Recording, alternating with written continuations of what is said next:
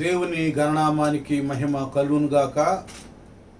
అందరికీ ప్రభువు నామమున వందనాలు తెలియజేస్తూ ఉన్నాం. ఈ రోజున ప్రత్యేకంగా మరి అందరితో ఈ మాటలు పంచుకుంటానికి గల కారణం ఏంటంటే, మరి దైవజనులు ఓబీసీసీ అధ్యక్షులు దైవజనులు హనీ జాన్సన్ గారు ఆయనను మరి అన్యాయంగా అరెస్ట్ చేయడం అనేటటువంటిది జరిగింది. ప్రభువారు మనకు తెలియచేసినటువంటి విషయాలు దైవ సేవకులుగా మనం అందరం జ్ఞాపకం చేసుకోవాలి. జాన్సన్ గారి యొక్క వ్యక్తిత్వం చూసినట్లయితే, ఆయన లోకం నుండి పాపం నుండి ప్రత్యేకించబడి అన్య కుటుంబం నుండి దేవుడు తన సేవ కొరకు ఆయన ఏర్పాటు చేసుకున్నారు. ఆయన దేవుని యొక్క సేవకు, యేసుప్రభు వారి యొక్క ఈ సువార్త పరిచర్యకు ధనం కొరకు, ఘనత కొరకు, ఆధిక్యత కొరకు, ఈ లోక సంపాదన కొరకు ఆయన రాలేదు.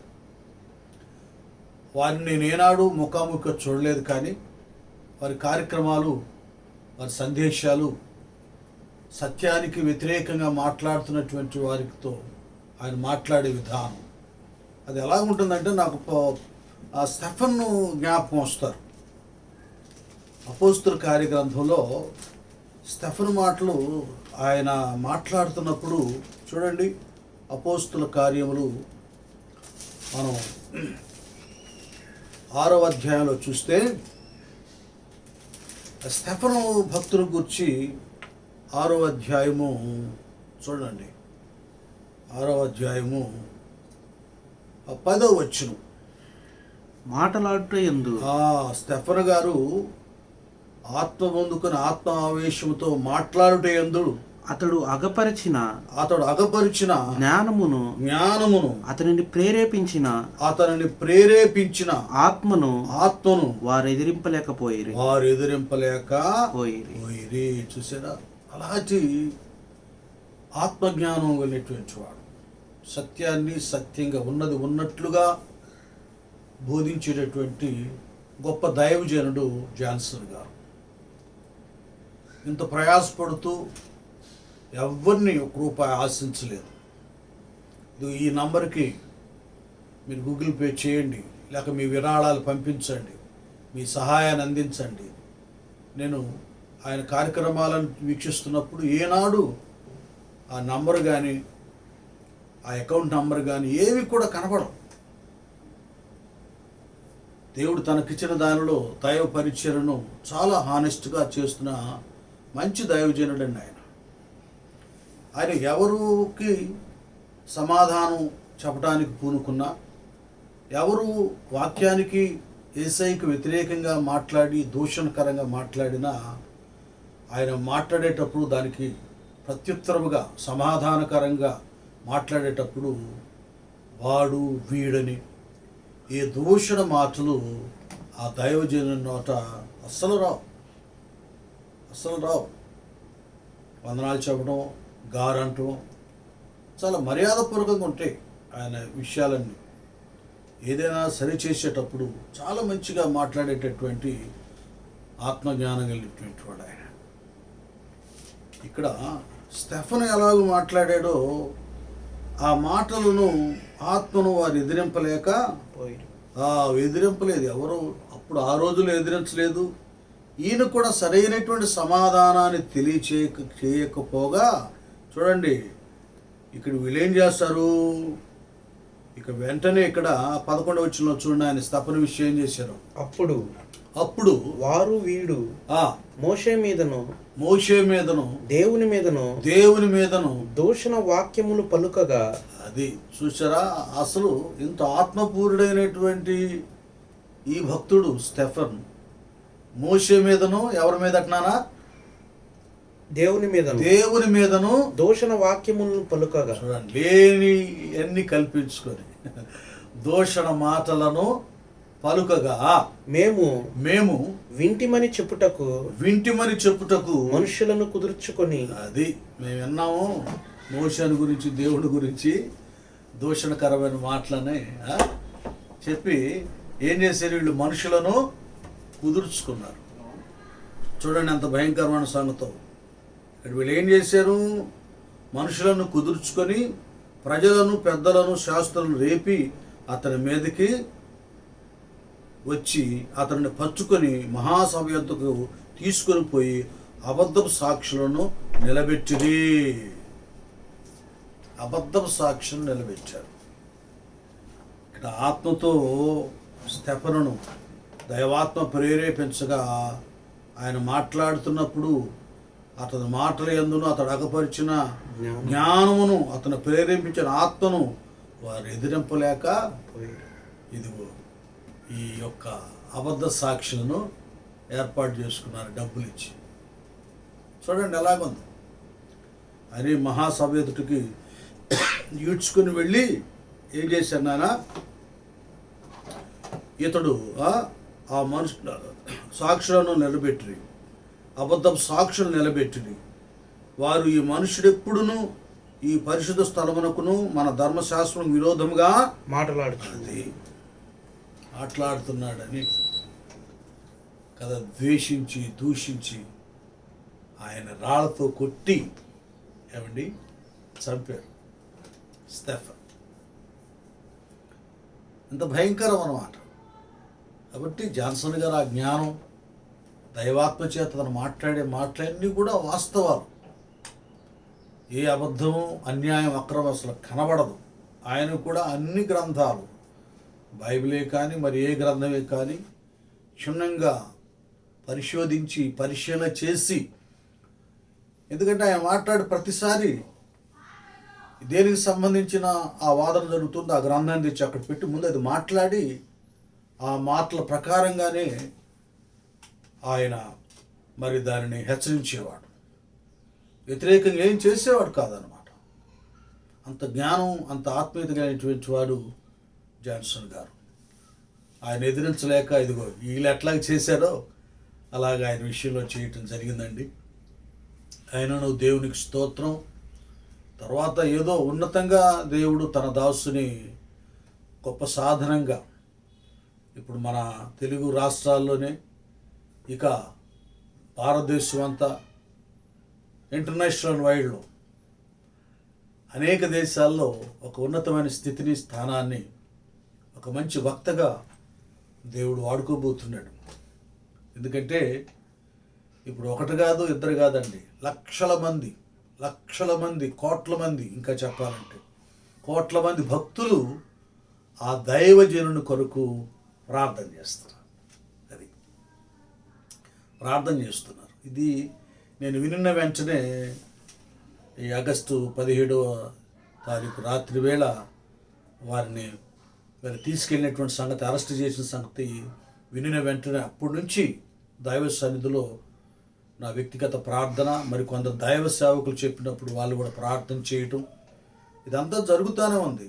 ఎందుకంటే మరి ఒక మన సహోదరుడు శ్రమలో, కష్టంలో ఉన్నప్పుడు మనం మౌనంగా ఉండటం సరైనది కాదు. నా కడుపు నిండుతుంది, నాకు చందాలు వస్తే నేను హాయిగానే ఉన్నానులే, నాకు ఎందుకు లేనేటటువంటి మనం ఉండకూడదు.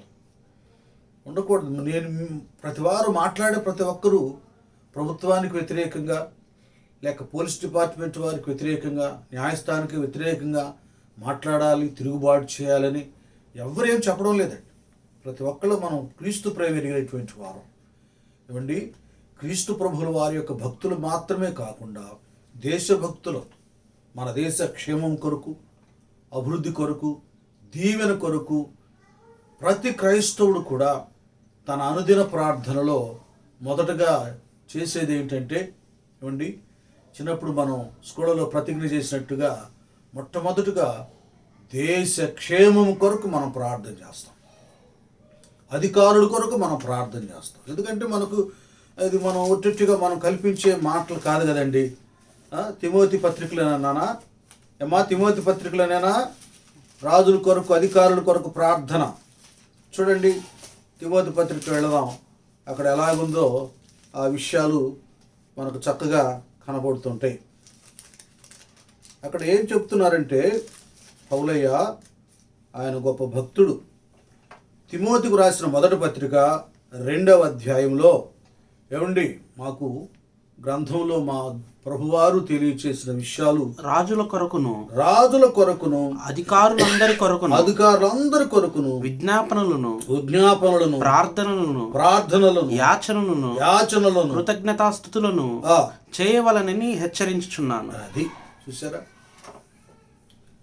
కనుక మాకు ముందున్నటువంటి దైవచరుడు కానీ మా ప్రభువారు కానీ మీరు ఒక దేశంలో ఉన్నప్పుడు ఆ దేశానికి వ్యతిరేకంగా ఉండండి, ఆ దేశాన్ని పతనం చేయటానికి ఏమండి ఉగ్రవాదాన్ని ఏర్పాటు చేయండి అని ఆయన ఎప్పుడూ చెప్పలేదు.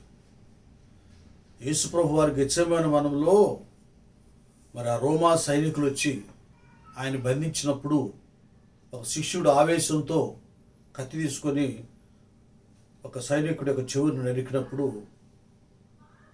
నేను ఆజ్ఞాపిస్తే గొప్ప సేన వచ్చి హతమారుస్తుంది. ఎప్పుడు అలాగూ ఆ ఉగ్రవాదం, ఆ కోపం, ఆ ద్వేషం, కక్ష చూపించకూడదు. కత్తి పట్టుకున్నవాడు కత్తితోనే హతమైపోతాడని ప్రభువారు అలాంటిదేం చేయొద్దు. అంతకుముందు ఒకటే శిశు బృందాన్ని చెప్పారు ప్రభువారు, మీరు శోధనలో పడుకున్న నిమిత్తం మెలకువగా ఉండి ప్రార్థన చేయమని. అది కాబట్టి మేము మా అనుదిన ప్రార్థనలో ముఖ్యంగా మరి ఏ ప్రభుత్వం ఏర్పాటు చేయబడినా, సెంట్రల్లో బీజేపీ ఏర్పాటు చేయబడిన ప్రధానమంత్రి మోడీ గారి కొరకు, మంత్రివర్గం కొరకు మా నిత్య ప్రార్థనలు ఉంటాయండి. అలాగే ఆ తెలుగు రాష్ట్రాల్లో, అక్కడ తెలంగాణలో కేసీఆర్ గారు ఉన్నా, ఇక్కడ ఆంధ్రాలో మరి జగన్మోహన్ రెడ్డి గారు ఉన్నా, వాళ్ళ కొరకు మేము ప్రార్థన చేస్తాం. అంతకుముందు ఎవరో ప్రధానులు, ముఖ్యమంత్రులు ప్రభువారు మాకు చెప్పింది. కాబట్టి ఈ గవర్నమెంట్ మాకొద్దు, ఇది పడిపోవాలి, చూడండి ఆ గవర్నమెంట్ రావాలి అనేటటువంటిది, ఆ పార్టీ రావాలి అనేటటువంటిది మాకు తత్వం కాదు. మేమేంటంటే దేవుని యొక్క సెలవు లేనిదే ఒకడు రాజుగా అధికారిగా నియమించబడలేదు. రాజులను, అధికారులను ఏర్పాటు చేసేది దేవుడే. కనుక దైవ చిత్తం. మాకు ప్రధానమంత్రిగా మోడీ గారు ఉంచాం, మాకు ముఖ్యమంత్రిగా మరి జగన్మోహన్ రెడ్డి గారు ఉంటాం, దైవ చిత్తమని ఆ అధికారుల కొరకు మేము ప్రార్థన చేస్తామండి.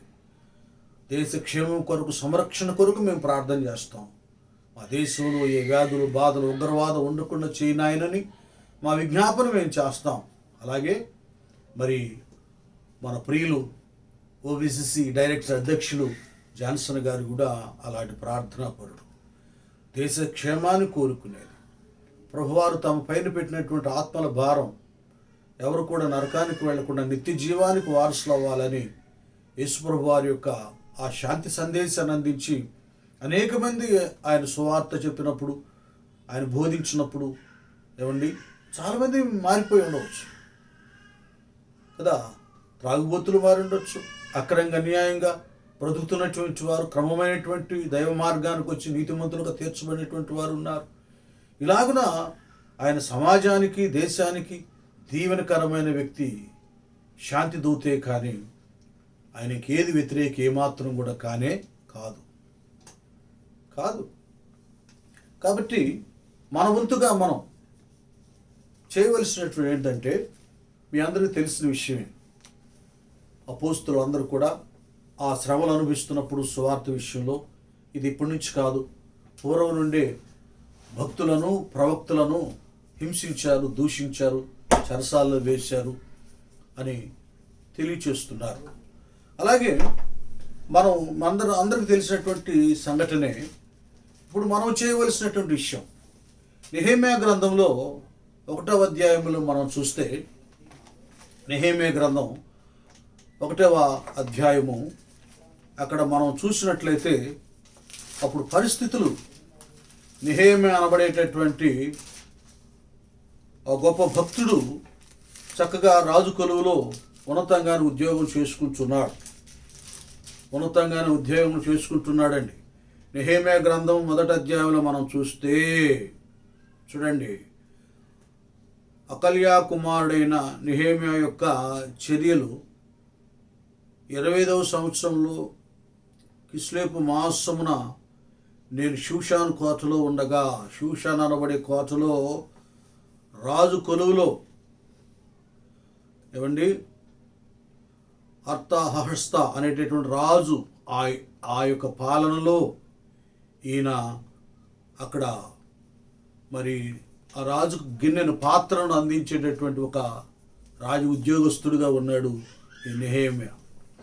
ఉన్నప్పుడు ఏం జరిగిందంటే, నా సహోదరులలో హనన్యా అను ఒకడును యూదులలో కొందరును వచ్చిరి. చెరపట్టబడిన శేషములో తప్పించుకొనిన యూదులను గూర్చి యెరూషలేమును గూర్చి నేను వారిని అడుగక వచ్చారు. వాళ్ళు ఈయనేమో చక్కగా రాజు కొలువులో మంచి ఉద్యోగం చేసుకుంటూ భార్య బిడ్డలతో క్షేమకరంగానే ఉన్నాడు. కానీ పైకి మాత్రం లోపల అంత ఆలోచన, ఆవేదన, నా దేశం ఎలాగుంది, నా పట్టణం ఎలాగుంది, నా స్వజనులు ఎలాగున్నారు అనేటటువంటి ఆలోచన కలిగి ఉన్నాడు ఆయన. చూడండి, నాకేమిలే, నేను ఇక్కడికి వచ్చాను రాజుకులలో, నా పని ఏదో నేను చేసుకుంటున్నాను, నాకు మంచి క్వార్టర్స్ ఇచ్చారు, నా భార్య బిడ్డలు ఏ కొదువు లేకుండా మేము బ్రతుకుతున్నాం, చాలు, నా ఒకటికి చాలనే రీతికి ఉండట్లేదు. ప్రతి క్షణం ఇదిగో వారి యొక్క ప్రజలను గురించి ఆలోచిస్తున్నారు. హనన్యా అనేటటువంటి ఒక అతను వచ్చినప్పుడు అడుగుతున్నాడు, ఏందో ఎట్లా ఉందయ్యా, మన పట్టణం ఎలాగుందో, మన ప్రజలు ఎలాగున్నారు అన్నప్పుడు అప్పుడు ఆయన చెబుతున్నారు, వారు చెడపట్టబడిన వారిలో శేషించిన వారు ఆ దేశంలో బహుగా శ్రమలు నిందను పొందుచున్నారు. అది శ్రమను నిందను పొందుచున్నారయ్యా, వాళ్ళు ఏం సౌఖ్యంగా లేరు. అంత మాత్రమే కాదు, మరియు యెరూషలేము యొక్క ప్రాకారము పడద్రోయబడినది, దాని గుమ్మములను అగ్ని చేత కాల్చబడినవని నెహెమ్యాతో చెప్పారు. ఈ మాట వినిన వెంటనే ఆయన కూర్చొని ఏడ్చి కొన్ని దినములు దుఃఖముతో ఉపవాసం ఉండి ఆకాశమందలి దేవుని ఎదుట విజ్ఞాపన చేసి తిని అంటున్నాడు. చూసారా, ఆయన కడుపు నిండిందండి, హాయిగా ఉండొచ్చండి. తన సహోదరుడు, తన స్వజనులు ఇలాగునా వారు శ్రమను అనుభవిస్తున్నారని ఆయన అంత ఏడ్చి ఉపవాసం ఉండి ప్రార్థన చేసి విజ్ఞాపన చేసాడు. చూడండి, కాబట్టి సంఘం అంటే క్రీస్తు శరీరం. అది మనమందరం యేసయ్య రక్తం చేత కడగబడ్డాం. నీతిమంతుడైన దేవుని రక్తం మనలో ఉంది, హరి జాన్సన్ గారిలో ఉంది. మన సోదరుడు, తోటి దేవుని యొక్క సేవలో జత పనివాడు. ఏమండి, మన ఇంట మన సోదరుడికి, మన బిడ్డకి ఏదైనా సంభవించినప్పుడు మనం సౌఖ్యంగా సుఖంగా ఉంటామా? ఇక్కడ నెహెమ్యా ఎలాగైతే ఉపవాసం ఉండి ప్రార్థన చేశాడు, మరి కొందరిని ప్రార్థనా పరులను ఏర్పాటు చేసుకొని ప్రార్థించాడో ఆ రీతిగా ప్రార్థనా పరులైనటువంటి వారందరూ ప్రార్థన చేయండి. ఇంకంతే, ప్రార్థన చేయండి. ఇక్కడ ప్రార్థన చేస్తే జరిగింది ఏంటి? దేవుడు రాజు హృదయాన్నే కరిగించాడు. మనం ప్రార్థన చేస్తే తప్పక దేవుడు నిజముగా అధికారుల హృదయాన్ని కరిగిస్తాడు. న్యాయం ఏమిటో అన్యాయం ఏమిటో వాళ్ళు ఎరిగేటట్లుగా దేవుడు ఆ ఆలోచన జ్ఞానాన్ని ఆయన అనుగ్రహిస్తాడు. ఎందుకంటే మన దేవునికి అసాధ్యమైనటువంటిది ఏది కూడా లేదు.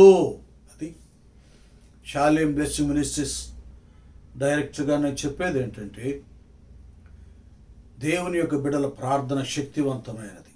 అందుకే అంటాడు కదా, కీర్తనల గ్రంథం చూడండి, ఆయన 34వ కీర్తనలో ఉంటుంది కదండి, క్లియర్గా ఉంది. క్లియర్గా 34వ కీర్తనలో 17వ వచనంలో ఇలా చెప్తాడు, నీతిమంతులు మొర్రపెట్టగా యెహోవా ఆలకించును, వారి శ్రమలన్నిటిలో నుండి వారిని విడిపించును. దేవుని స్తోత్రం, హల్లెలూయా. చూసారా, నీతిమంతుల ప్రార్థన ఏం చేస్తాడు? యెహోవా ఆలకిస్తాడు, శ్రమలన్నిటిలో నుండి విడుదల కలుగు చేస్తాడు.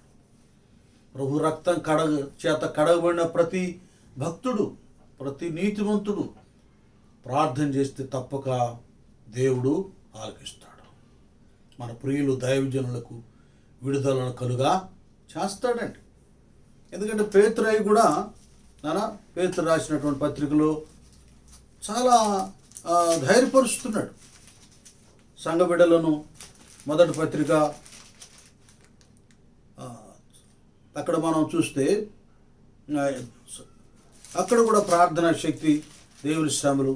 అలాగే యాకోబు భక్తుడు కూడా యాకోబు తను రాసిన పత్రికలో 5వ అధ్యాయంలో ఎంత బాగా చెప్తున్నాడండి, ఎంత బాగా తెలియజేస్తున్నాడంటే ఇక్కడ చూడండి. ఇక్కడ 16వ వచనం, యాకోబు 5:16లో మీ పాపములను ఒకరితో ఒకరు ఒప్పుకొనుడి, మీరు స్వస్థత పొందినట్లు ఒకని కొరకు ఒకడు ప్రార్థన చేయుడి. నీతిమంతుని విజ్ఞాపన మనపూర్వకమైనదై. అదే అంటే మనస్సు పూర్తిగా చేసేటటువంటిది అన్నమాట. నీతిమంతుల యొక్క ప్రార్థన బహుబలము గలదై ఉండును. చూడండి, నీతిమంతుల యొక్క ప్రార్థన మనఃపూర్వకమైనదై బహు బలము గలదై ఉండును. అది టోనీ జాన్సన్ గారి విషయంలో ఆ నీతిమంతుని కొరకు నీతిమంతులైన దేవుని బిడ్డలు ప్రార్థన చేస్తున్నారండి. అది సామాన్యమైనది కాదు, బహు బలమైనది, శక్తివంతమైనది. దేవుడు ఆలకిస్తాడు. ఏదో ఒక అద్భుతం ఉంది. శ్రమ వెనక ఏదో ఉన్నతమైనటువంటి మహిమను, ఘనతను దేవుడు తన దాసును పక్షంగా ఆయన చేయబోతున్నాడు. ఇప్పటికీ ప్రపంచమంతా వెల్లడైపోయింది ఆ భక్తుని యొక్క త్యాగం ఏమిటో, ఆ జ్ఞానం ఏమిటో. ఇప్పటి వరకు ఎవరు ఆయన కార్యక్రమాలు యూట్యూబ్లో ఆయన ప్రోగ్రాంలు చూడని వాళ్ళు ఇప్పుడు ఓపెన్ చేసి చూస్తున్నారు. ఎంత జ్ఞానయుక్తంగా ఏమండి, ఆ సమయస్ఫూర్తి కానీ, ఆ వివేచన కానీ, ఆయన వాక్శుద్ధి కానీ చాలా దివ్యమైనటువంటిది. అలాంటి దైవజనుడి కొరకు ప్రార్థన చేయడం మనకు ఆశీర్వాదకరం అండి.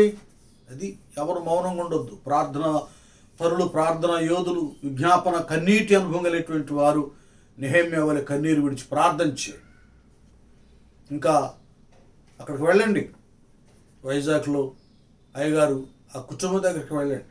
అక్కడ అమ్మగారు వాళ్ళందరిని పరామర్శించండి, అన్ని విధాల సహాయ సహకారాలు అందించండి, బలపరచండి, హెచ్చరించండి. మేమున్నాం ప్రభువు నామాన్ని బట్టి, ప్రభు రక్తాన్ని బట్టి మేమున్నాం.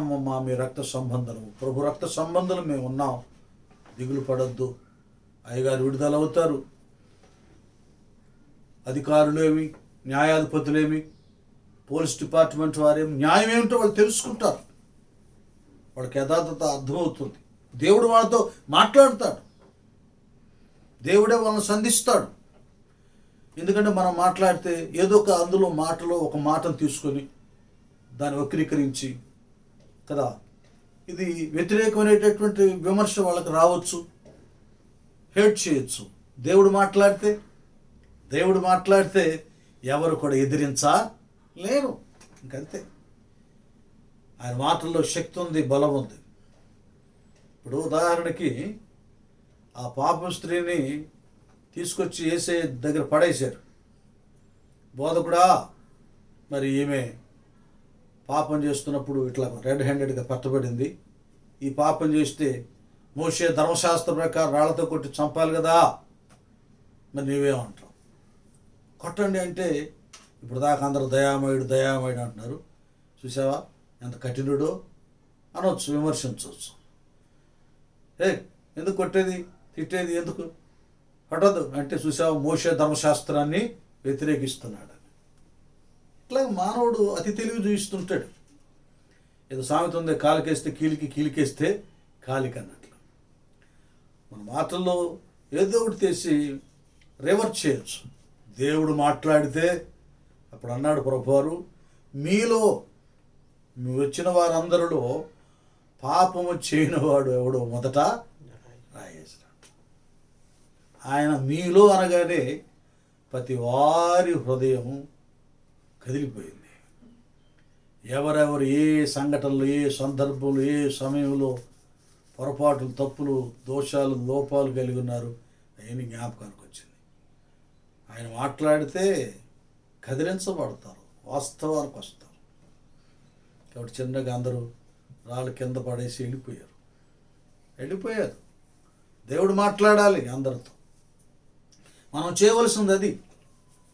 చట్టం పరిపూర్ణంగా ఎరిగినటువంటి వారు, ఏమండి, అధికారులతో సంబంధం అనేటువంటి వారు వాళ్ళు చేసే ప్రయత్నాలు, పెద్ద పెద్ద మినిస్ట్రీస్ వాళ్ళు చేస్తున్నారు, వాళ్ళు మాట్లాడుతున్నారు, లాయర్లు మాట్లాడుతున్నారు, పోలీస్ డిపార్ట్మెంట్ వారితో మాట్లాడుతున్నారు, వాళ్ళు చేయవలసిన పనులన్నీ వాళ్ళు చేస్తున్నారు. ప్రార్థన శక్తి ఎరిగినటువంటి వారు ప్రార్థన చేద్దాం ఇంకంతే. దేవుడే ఆ రోజున ప్రభువారు ఆ మాట అనగానే ఎవ్వరు కూడా ఎదిరించలేకపోయారు. ఏమండి, అలాగే ఆమెతో కూడా మాట్లాడాడు. అమ్మ, వారు ఎవరైనా ఏం చేయలేదు ప్రభు, నేను కూడా నేనేం చేయను, ఇక నుండి నువ్వు పాపమో. ఆ రోజు నుండి ఆమె ఆ పాపాన్ని విడిచిపెట్టి ఒక నీతిమంతురాలుగా తీర్చబడింది. కనుక దేవుడు మాట్లాడాలి వాళ్ళతో, దేవుడు కార్యం చేయాలి. నెహెమ్యా ప్రార్థన చేసినప్పుడు రాజు హృదయాన్ని కరిగించాడు దేవుడు. స్వజనుల దగ్గరికి వెళ్ళటానికి పడిపోయినటువంటి ప్రాకారాలు, కాలిపోయిన గుమ్మాలను నిలబెట్టడానికి అన్ని విధాల సహకారం అందించబడింది. మీకు తెలియదు కాదు, మరి అపోస్తుల కార్యంలో 12వ అధ్యాయము 5వ వచనం చూడండి. 12వ అధ్యాయము 5వ వచనం. పేతురు చెరసాలలో ఉంచబడెను. సంఘమైతే అతని కొరకు అత్యాశక్తితో దేవునికి ప్రార్థన చేయుచుండెను. పేతురు చెరసాలలో ఉన్నప్పుడు సంఘం ఎలాగ ప్రార్థన అండి? ఎట్లాగా? అత్యాశక్తితో అతని కొరకు ప్రార్థన. ఇప్పుడు మనకు కావాల్సింది జాన్సన్ గారు విడుదల పొందుకునేంత వరకు మన సంఘాలు అందరూ, ఈవెన్ సండే క్లాస్ పిల్లల చేత కూడా మనం ప్రార్థన చేయించాలి. ఈ షాలేం బ్లెస్ మినిస్ట్రీస్ బ్రాంచీలు ఎక్కడెక్కడ ఉన్నాయో వింటున్నారుగా, యూట్యూబ్లో చూస్తున్నారు కదా, షాలేము దీవెనలని. అందరూ కూడా హనీ జాన్సన్ గారు విడుదల చేయి ప్రభువా అని ప్రార్థించండి. పిల్లల చేత కూడా మీరు ప్రార్థన చేయించండి. మీ ప్రతిదిన కుటుంబ ప్రార్థనలో, వ్యక్తిగత ప్రార్థనలో ఏమండి వారిని జ్ఞాపకం చేసుకోండి. కంటే ఆ మాటలు ఈ మాటల కంటే కూడా అసలు దేవుని సింహాసనము కదిలించబడేటట్లుగా మనం ప్రార్థన చేస్తే, ఇక్కడ అపోస్తుల కార్యం 12వ అధ్యాయంలో ఏం జరిగిందో అక్కడ ఏం జరిగిందో చూడనా. 6 వచ్చి తర్వాత 5 వచ్చిన తర్వాత ఇప్పుడు చదివింది. హేరోదు అతనిని వెలుపలికి తీసుకొని, చూడండి, అతనిని వెలుపలికి తీసుకొని రావాలనని ఉండగా ఆ రాత్రి పేతురు 2 సంకెళ్లతో, చూడండి ఎట్లా అంత భయంకరంగా ఆయన బంధించబడ్డారు. పేతురయ్య అప్పుడు కూడా ఆయన సువార్త కొరకు, సత్యం కొరకు, చూడండి, మరి పేతురు గారు బోధ చేస్తున్నప్పుడు ఒకసారి ఒక్క సభలోనే 3,000 మంది, ఒక్క సభలోనే 5,000 మంది రక్షించబడ్డారు. అందులో గ్రీకులు ఉన్నారు, ఏమండి, రోమీలు ఉన్నారు, సమరయులు ఉన్నారు, అనేక రకాల వాటికి సంబంధించినటువంటి వ్యక్తులు మార్చబడి బాప్తిసాలు పొంది, ఏమండి, యేసయ్యను సొంత రక్షకు అంగీకరించబడి క్రీస్తు బిడ్డలుగా తీర్చబడ్డారు. ఇలాగ మారిపోతా ఉంటే వణుకు పుట్టింది రోమా గవర్నమెంట్కి. ఇట్లాగైపోతే ఇంక అందరూ క్రీస్తు భక్తులు అవుతారు, అందరూ క్రైస్తవులు అయిపోతారు. చాలామందికి ఒక వాస్తవం తెలియట్లా. క్రైస్తవం అనేటటువంటిది అది మార్గం. యేసు ప్రభువారు అన్నాడండి, నేనే మార్గమును, సత్యమును, జీవమును, నా ద్వారా తప్ప ఎవడు కూడా పరలోక రాజ్యంలో ప్రవేశించలేడు. ఆయన పరలోకానికి మార్గం అండి. పరలోకం పవిత్రమైనది, పవిత్రులే దానికి మార్గంగా ఉండగలరు. ఏ లోపం లేనివాడు పరిశుద్ధుడు, కారణ జన్ముడు, ఆయన వాక్యమే. ఈయన దేవుడయ్యుండి ఆది యందు వాక్యముండెను, వాక్యము దేవుని వద్ద ఉండెను, వాక్యమే దేవుడయ్యుండెను. ఆ వాక్యమే శరీరధారి కృపాసత్య సంపూర్ణుడుగా మన మధ్య వసించు. వాక్యమైన దేవుడు శబ్దం, తండ్రి అయిన దేవుని రొమ్మును ఆనుకున్నటువంటి అద్భుతీ కుమారుడు, ఆయన వాక్కు, దైవ వాక్కు యేసు ప్రభువారంటే.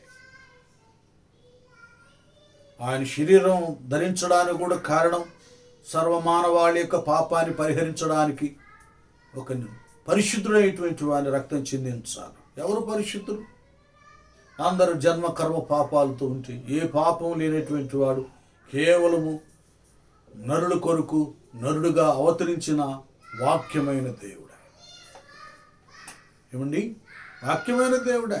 అందరిను రక్షించటానికే ఆయన శరీరధారిగా రక్తమాంసములు గలవాడుగా అవతరించాడు, మరణించాడు, మృత్యుంజయుడే మూడో దినాన లేచాడు ఆయన. అలాంటి మహనీయుని దైవరాజ్యాన్ని చాటించేటటువంటి ఆయన జాన్సన్ గారు. అలాంటి దైవజనుడు ఈ దినాన అప్పుడు పేతురైన ఎలాగూ చెరసాల్లో వేశారో అపోస్తలుల కార్యం 12వ అధ్యాయంలో ఇప్పుడు కూడా అలాగ ఆయన చెరసాల్లో వేయబడి ఉన్నాడు.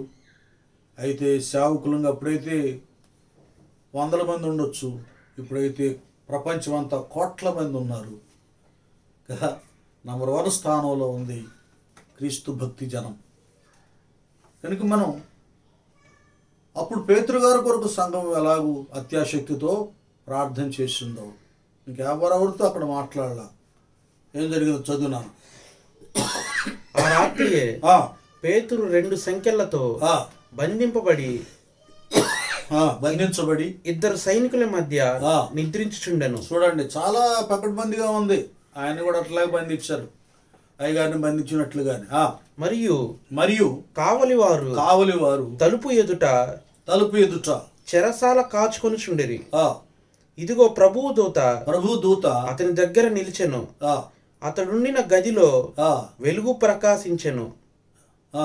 దూత పేతురు పక్కను తట్టి త్వరగా లెమ్మని చెప్పి అతని లేపగా సంకెళ్ళు అతని చేతుల నుండి ఊడిపడెను. అప్పుడు దూత అతనితో నీవు నడుము కట్టుకొని చెప్పులు తొడుక్కొనుమని అతడలాగు చేసిన తరువాత దూత నీ వస్త్రము పైన వేసుకొని నా వెంబడి రమ్మని అతనితో చెప్పాను. అతడు వెలుపలికి వచ్చి దూత వెంబడి వెళ్ళి దూత వలన జరిగినది నిజముగా జరిగినని గ్రహింపక తనకు దర్శనము కలిగేనని తలంచెను. అది ఇప్పుడు దాకా ఎన్ని దర్శనం అనుకుంటున్నాడు, కళ అనుకుంటున్నాడు నిద్రలో. తర్వాత ఏం జరిగింది చూడండి. మొదటి కావలిని రెండవ కావలిని అంత పకడ్బందీగా నా తండ్రి మరి ఆయన పేతురు గారిని బంధించారు చూడండి. రెండో కావలిని దాటి పట్టణమునకు పోవు ఇనుప గవిని యొద్దకు వచ్చినప్పుడు దానంతటా అదే వారికి తెరుచుకొనెను.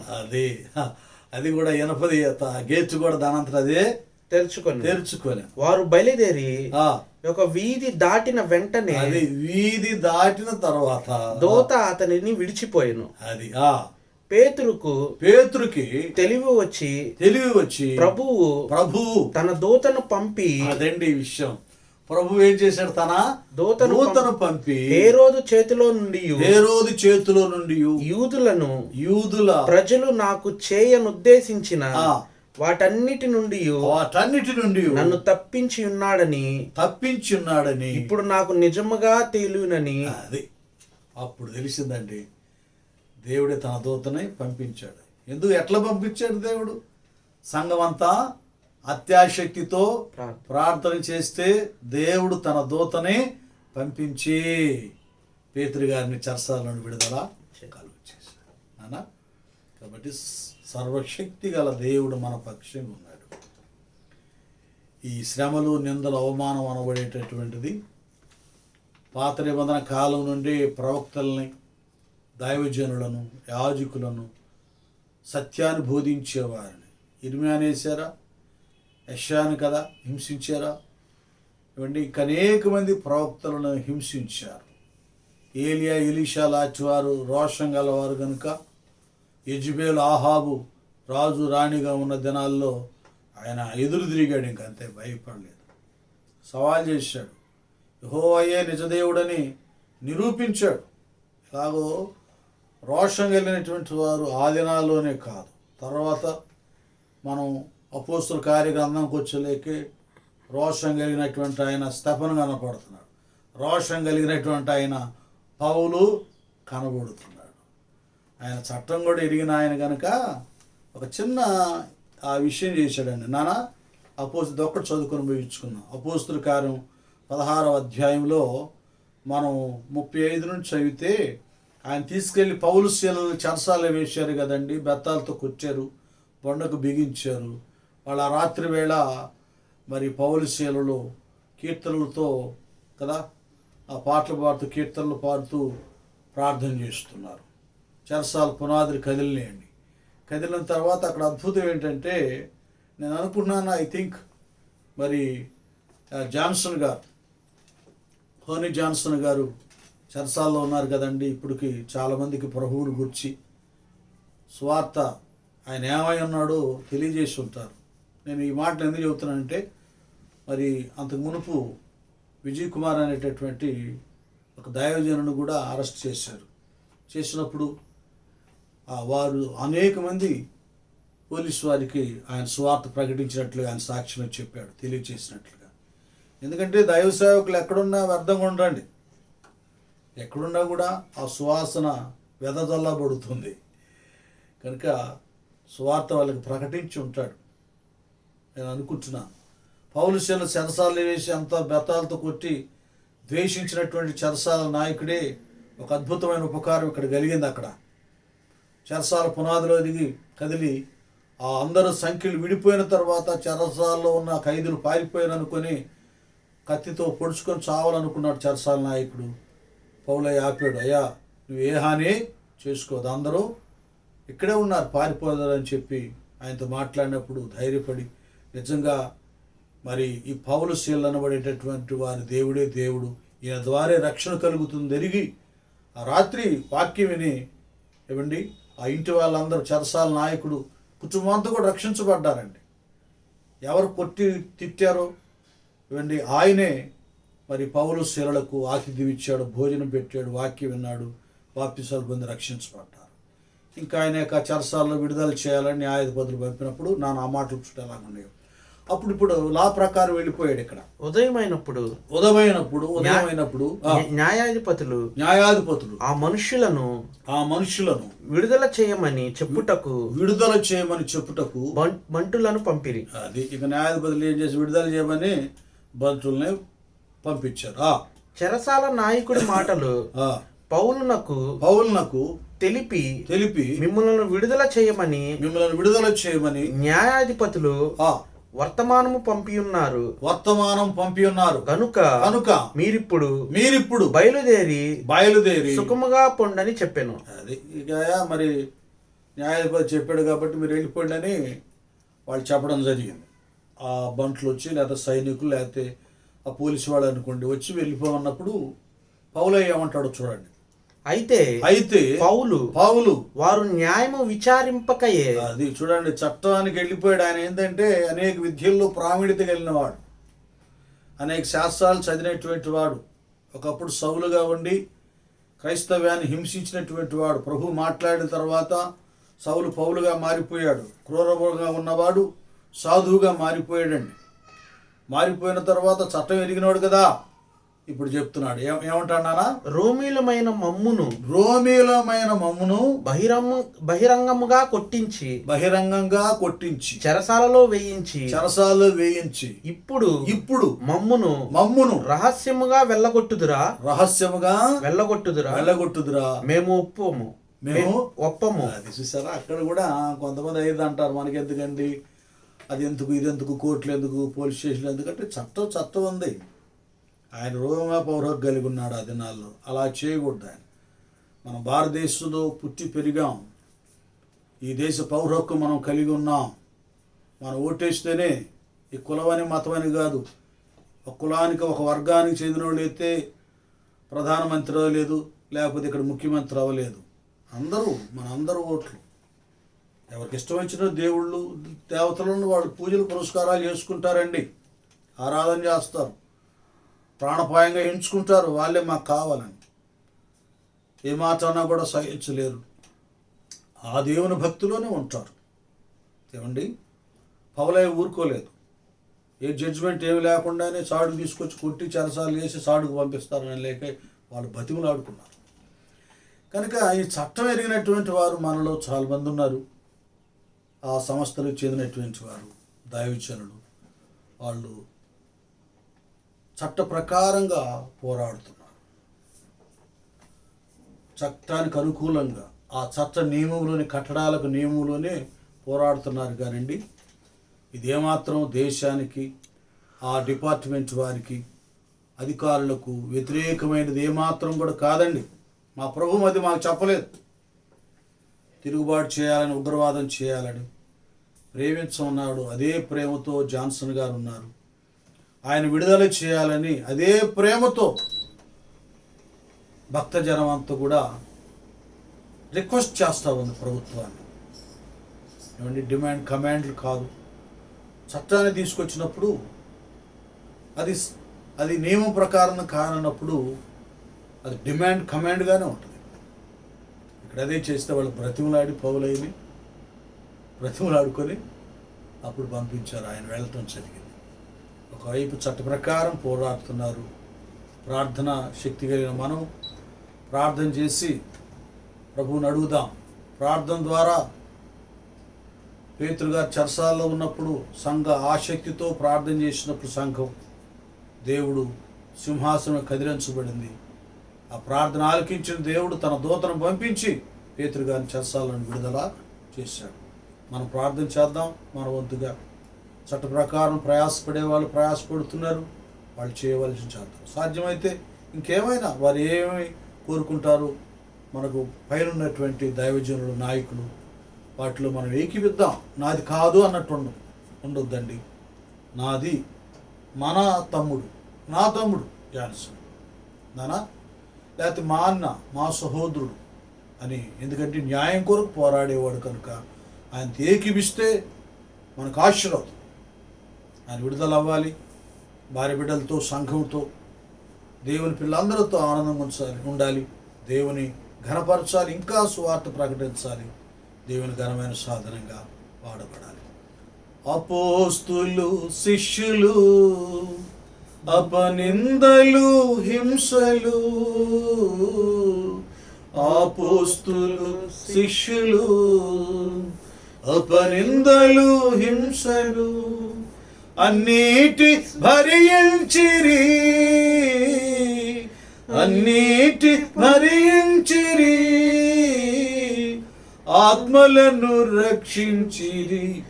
ఏది నీ సాక్ష్యము, ఏది నీ త్యాగము, సువార్తను చాటింపను ఎలా నిర్లక్ష్యము, లేచిరారమ్ము ఓ క్రైస్తవ.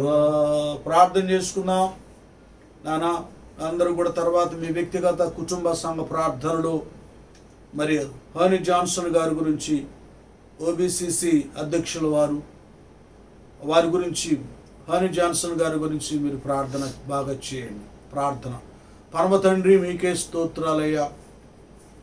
అయ్యా, మీరే చెప్పారు ఒకరి నిమిత్తం ఒకరు ప్రార్థన చేసుకోమని, ఆదరించమని, ఒకరి కష్టాన్ని ఒకరు పంచుకోమని, అయ్యా ఒకరికన్నిటిని ఒకరు పంచుకోమని మీరు తెలియచేసిన రీతిగా మా ప్రియులు నాయన హనీ జాన్సన్ గారు సత్య సువార్త విషయమైన ప్రభువా, అయ్యా సత్యాన్ని గురించి మాట్లాడుతున్నప్పుడు నా తండ్రి పేతురును చెరసాలలో వేసినట్లుగా నాయన భక్తులు చెరసాల్లో వేశారయ్యా. ఆ బిడ్డను మీరు విడుదల చేయండి అయ్యా. అధికారుల హృదయాలను కదిలించండి. న్యాయాన్ని ఎరిగి దానుడు స్థిరులై ప్రభువా నాయన మీ దాసునికి విడుదల కలిగించుటకు కృపదాయిచ్చేయి నాయన. మీ దాసుని భార్య బిడ్డలను, సంఘ బిడ్డలను, సమస్తాన్ని కూడా మీ సన్నిధానంలో భద్రపరచండి. అనేకులు పోరాడుతున్నారు, ప్రార్థిస్తున్నారు, చట్ట ప్రకారంగా నా తండ్రి అయా ప్రయాసపడుతున్నారు. అన్నీ చూస్తున్న దేవా, ఆలకిస్తున్న దేవా, మీరే న్యాయం చేయండి. కుమారుడు పక్షంగా ఉండండి. మీ ఆదరణ దయచేసి మీ సన్నిధానంలో భద్రపరిచి కుమారుని వర్ధలింప చేయమని యేసు నామమున వేడుకుంటూ ప్రార్థిస్తున్నాము తండ్రి. ఆమె. అందరికీ వందనాలండి. అందరూ కూడా ప్రియుల కొరకు మీరు ప్రార్థన చేయండి.